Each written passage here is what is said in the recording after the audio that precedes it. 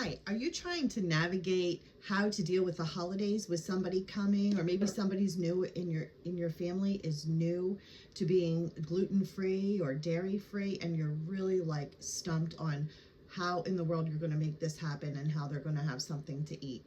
Well, I remember when I was navigating that in the beginning for the first times and what I was going to do and how I was going to deal with that.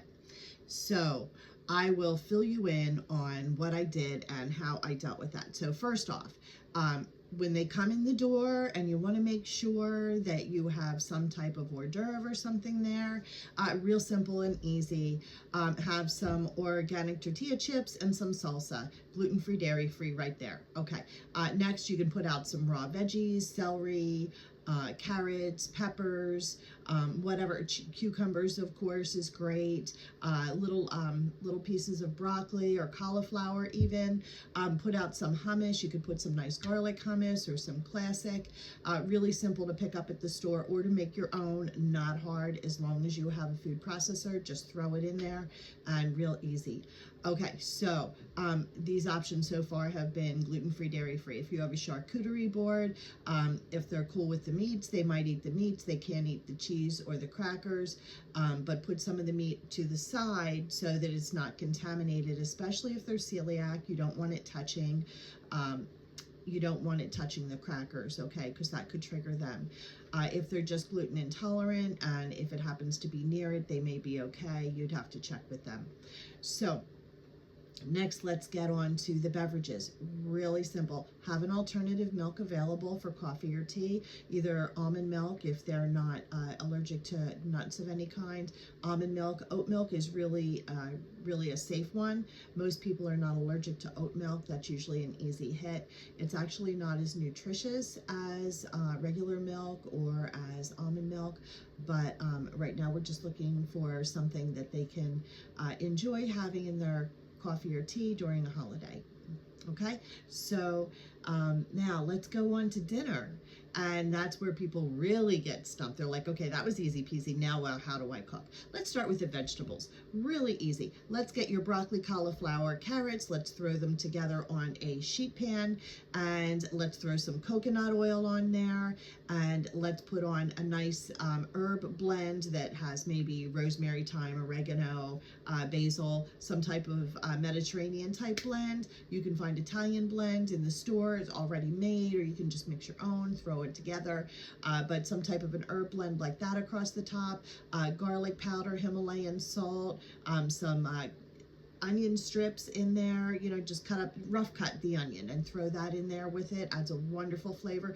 Toss it all together, put it in the oven at 375 or 400 for about 25 minutes, maybe 30 minutes, depending on how small you cut it, and so on and so forth. So really easy. Roasted vegetables. You don't have to worry about string bean, almondine, and then you have the almonds. Is that a problem? You have the dairy, you have the gluten.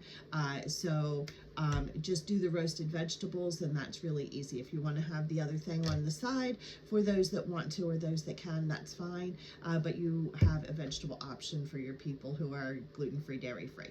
All right, let's talk potatoes. Well, easy hit. Have your roasted potatoes. Forget the mashed is an option, so you could have roasted potatoes. Toss them in the same mix of the herbs and the salt and the garlic powder, the onion, and just roast your potatoes like that with coconut oil on top, or you could even use your turkey fat from your turkey. You could put that on there. You could use a dairy-free style butter. Any of those options. I use the coconut oil. The coconut oil does not taste coconutty. You really don't even notice that it's coconut. If you don't tell people, they'll probably never even notice, okay? You can always use avocado oil too. That's always a great option. It takes the high heat and it does wonderfully.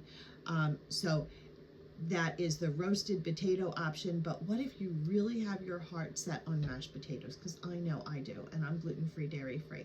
So, and I have a daughter who is, she is allergic to nuts, so we won't even consider putting almond milk into the mashed potatoes, because that would exclude her from being able to have mashed potatoes, and I think she would cry. So we are going to use chicken broth. So we just boil the potatoes as usual. We don't throw butter in there, of course. We just boil the potatoes. Sometimes we might put some onion in there while we're boiling it. We strain out the potatoes, and then we add chicken broth and whatever seasonings we're going to add to our mashed potatoes and whip them up with the chicken broth. Easy peasy, okay? Very simple. I always keep extra bone broth in the freezer, but you can just take some of the broth from the turkey. You could. I usually don't do that because I like to separate the fat from the broth before using the turkey broth. So I usually use some that I already had. Some people buy their turkey broth or their chicken broth that they throw in there like that. And if you're comfortable with that, then just buy a box of broth. But that is your easy hit that you don't have to worry. I've heard of people putting in oat milk instead of using cow's milk in there, and that's certainly an option. We haven't liked that as much as using the broth. Then you, of course, want to throw some butter in there. And this is where we use the dairy-free butter. We really don't use much of it. We use coconut oil for most things, but the dairy-free butter, non-hydrogenated oil in the dairy-free butter is what we choose because that's always the healthier option there, and absolutely delicious. Now, let's talk what most people consider the huge challenge, and that is the gravy, and it's really not a big deal, okay? So first off, you're not buying gravy in a can or a box because, of course, that's always going to have flour in it. I don't know, maybe they make it with gluten, maybe they make it gluten-free now, but at any rate, you're not buying the standard that people used to buy.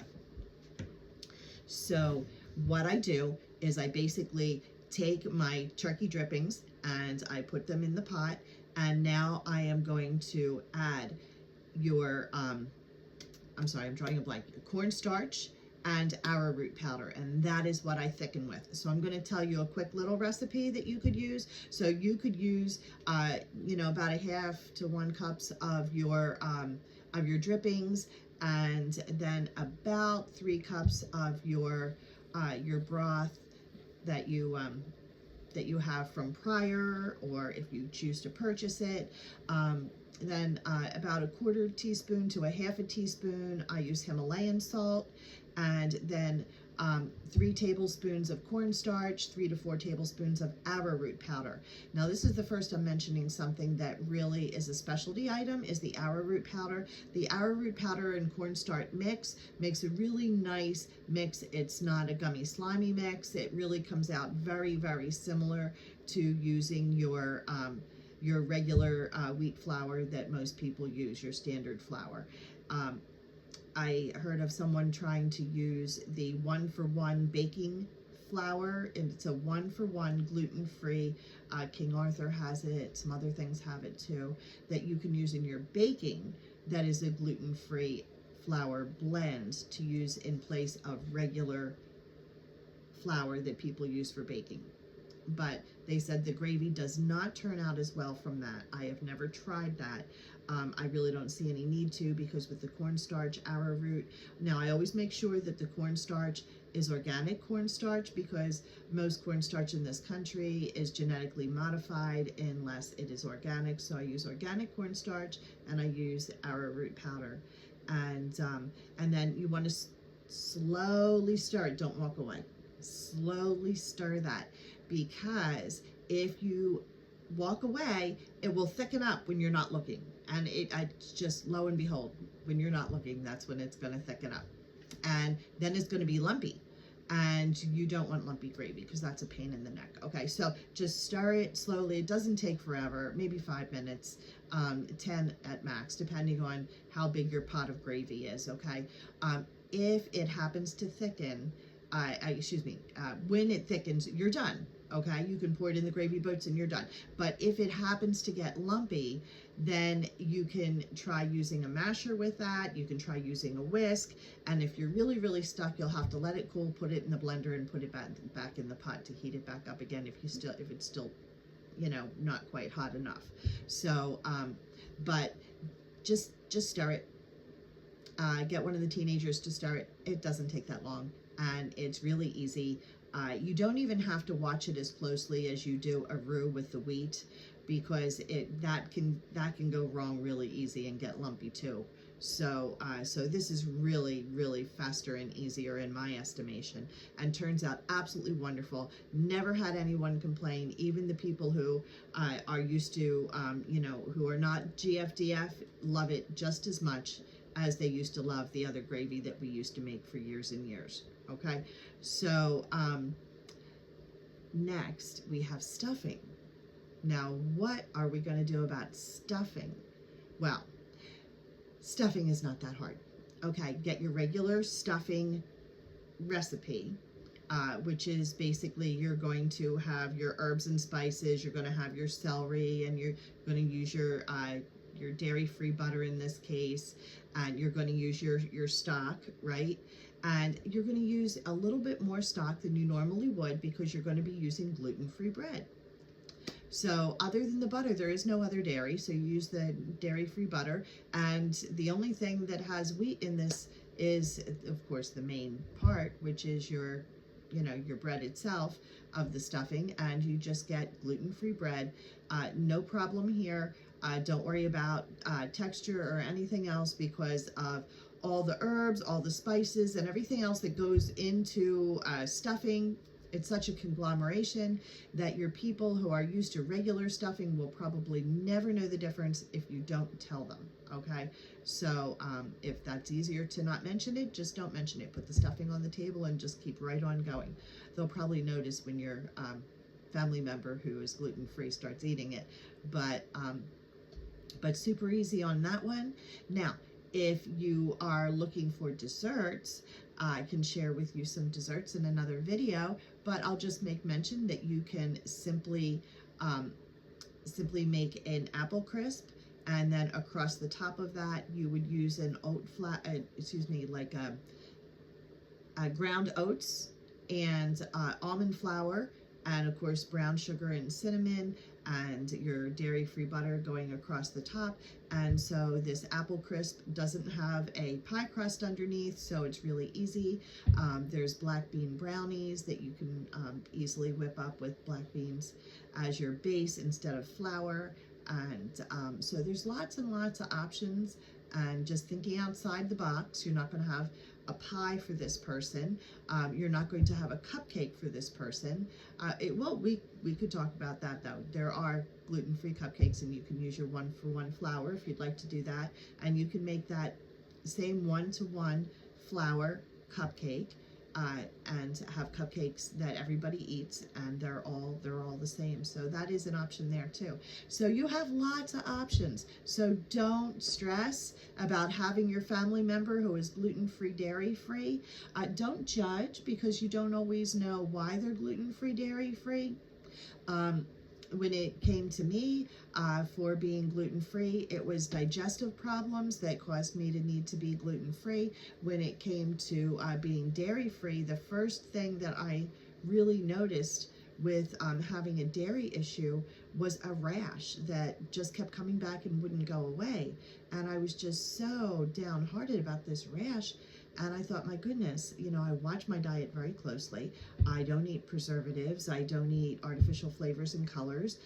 What in the world is going on? I'm already gluten-free. I thought, well, the only thing left to give up is dairy. So I gave it a shot. I gave up the dairy for 2 weeks. Lo and behold, the rash went away. And I was so sad because I really did love dairy.